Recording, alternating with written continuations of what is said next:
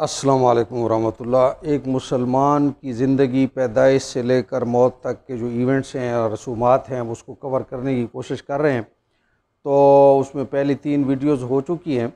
आज हम एक और रस्म के बारे में बात करेंगे जिसको अकीका कहते हैं।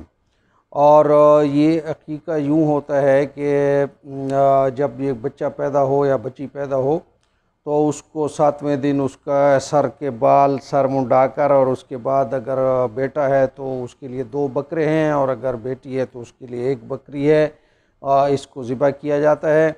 और ये जो रस्म है इसको सुन्नत कहते हैं ये लोग। यानी जब आपने उसको सुन्नत कह दिया तो इसका मतलब ये है कि ये नॉन इश्यूज़ में आ गया।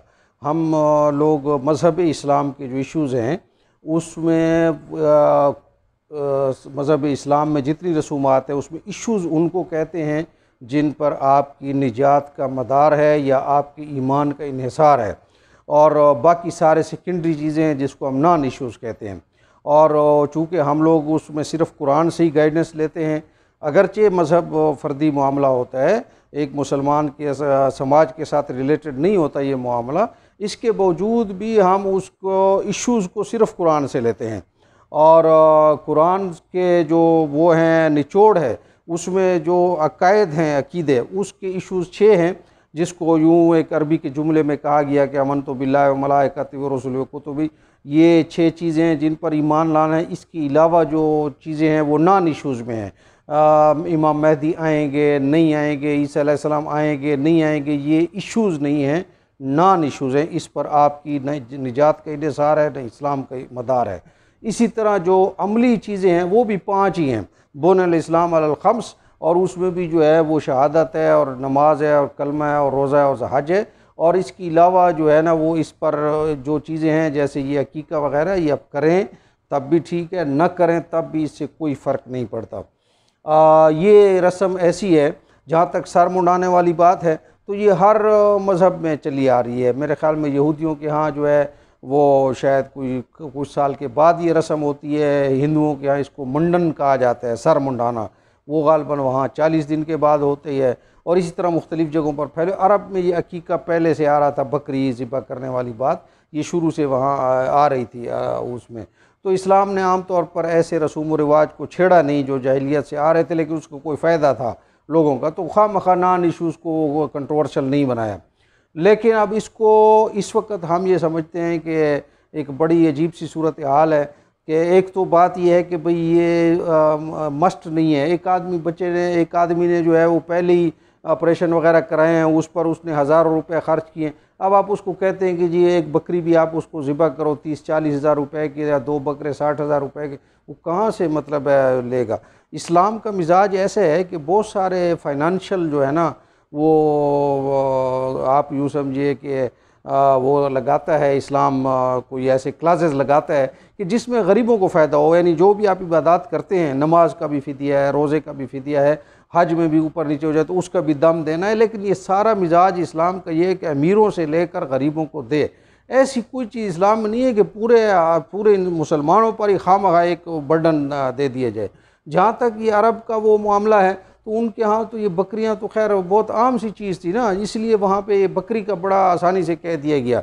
यानी हमने सुना है कि भाई हजूर सल्लल्लाहु अलैहि वसल्लम ने जो है ना जंग हुनैन के बाद एक ही बंदे को 5000 बकरियाँ गिफ्ट कर दी जो गनीमत का माल था।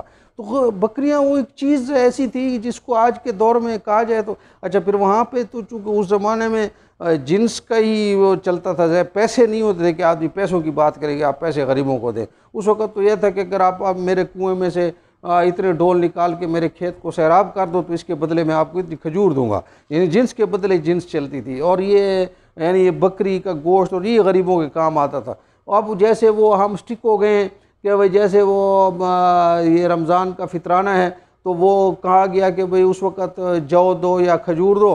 तो अब आज के दौर में कुछ जो संजीदा उलमा हैं जिनको थोड़ी इस मामले में समझ आ गई तो उन्होंने उसकी कीमत मुकर्रर कर दी। गरीब को इतने पैसे दे दो फितराने में, उसका रेट मुकर्रर कर दिया। लेकिन कुछ लोग अब भी मज़ीद देंगे, नहीं हम तो वो चावल ही देंगे या जौ ही देंगे, और चाहे उसके अगले का वो फिर दोबारा उसको बेचना पड़े। तो बकरी का भी ये मसला है।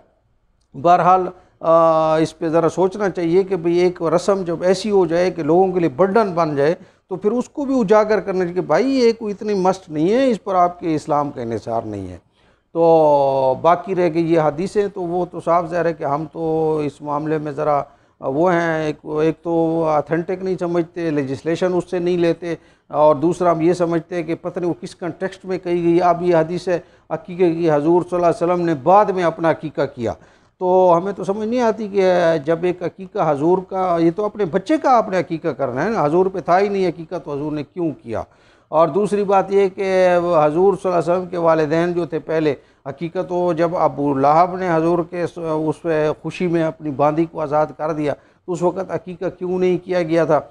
अगर ये दीन इब्राहिमी में पीछे से नहीं आ रहा था हजूर पे, तो ये ड्यूटी नहीं बनती थी। उनके वालिदैन अगर उस वक़्त की शरीयत में नहीं था, तो अब उन पे नहीं बनता था। और कौन सा कोई ऐसा सहाबी है जो मुसलमान हुआ तो पिछले अकीक़े भी दिए हों, तो अगर है भी तो हजूर सल्लल्लाहु अलैहि वसल्लम के साथ कोई ख़ास बात होगी। और तो बाकी भी तो सहाबा थे, उनसे तो नहीं कहा गया कि अकीक़े करो। तो ये एक बात है। फिर एक और इस्लाम का मिजाज ये नहीं है कि आपने वो कुफार मक्का जो है वो लड़के के लिए 2 बकरे करते थे और लड़की के लिए 1 करते थे, तो ये डिफ्रेंसिएशन क्यों है, यानी लड़के और लड़की में। उनका तो चलो कुरान ने भी हमको बता दिया कि उनको लड़के ज़्यादा पसंद थे, लड़कियां नापसंद थी उनके कबायली हिसाब से, तो इसलिए उस खुशी में वो 2 करते थे। इस्लाम क्यों इस तरह 2 और 1 करते, तो इस्लाम का मिजाज नहीं है।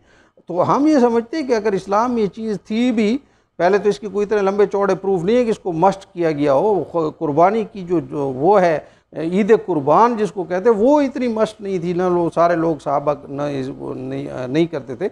लेकिन अगर है भी तो इस्लाम ने तो फ़कत इसलिए नहीं छेड़ा कि भाई एक चीज़ आ रही है, अब हर चीज़ को छेड़ा जाए तो फिर मुआशरे में हो जाती है, तो इसलिए उस पर रिव्यू करना चाहिए आले इल्म को। लेकिन अगर इतना ज़रूरी है तो फिर ये जवाब भी दिया जाए कि लड़की के लिए क्यों 1 है और लड़के के लिए क्यों 2 हैं, यानी इस्लाम में क्यों ये ऐसी चीज़ है।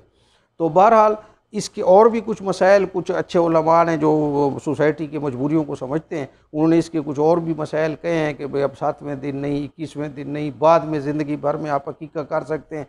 और अगर ईद आ जाए तो ईद कुर्बान में जो 7 हिस्से हैं कुर्बानी के, उसमें अगर आप एक हिस्सा लें वो आपको सस्ता पड़ता है, तो उसको भी अकीक़े की नीयत की जा सकती है।